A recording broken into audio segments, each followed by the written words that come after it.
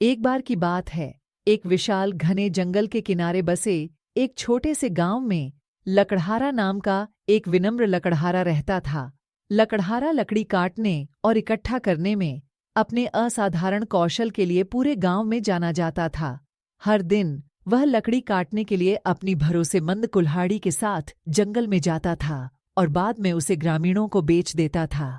लकड़हारा का जीवन जंगल के इर्द गिर्द घूमता था और उसे अपने काम पर बहुत गर्व था। हालांकि जैसे जैसे साल बीतते गए, वह जंगल के क्रमिक परिवर्तन को देखने से खुद को रोक नहीं सका। जो पेड़ उसने एक बार प्रचुर मात्रा में काटे थे, वे पतले हो रहे थे और एक बार फलने फूलने वाले वन्यजीव गायब होने लगे थे। एक दिन जब लकड़हारा जंगल के बीचों बीच था, उसे एक हल्की सी फुसफुसाहट सुनाई दी। आवाज का पीछा करते हुए उसकी नजर एक घायल हिरण पर पड़ी, जिसका पैर एक शिकारी के जाल में फंस गया था। उसके भीतर करुणा उमड़ पड़ी और उसने सावधानीपूर्वक घायल जानवर को मुक्त किया और उसके घावों की देखभाल की। उस दिन के बाद से लकड़हारा और जंगल के प्राणियों के बीच एक गह लकड़हारा की जानवरों के साथ नई दोस्ती ने उसे बदल दिया। वह अब पेड़ों या जंगल के प्राणियों को नुकसान पहुंचाना सहन नहीं कर सकता था। उन्होंने ग्रामीणों को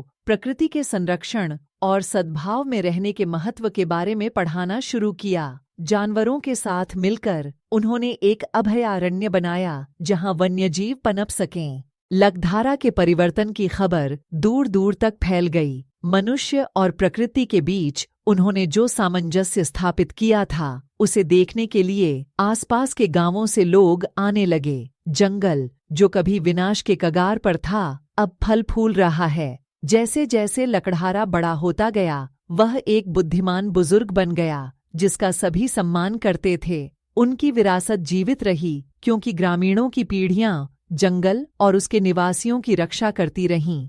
लकड़हारा और जंगल की कहानी करुणा, परिवर्तन और हमारी प्राकृतिक दुनिया को संरक्षित करने के महत्व की एक कालातीत कहानी बन गई।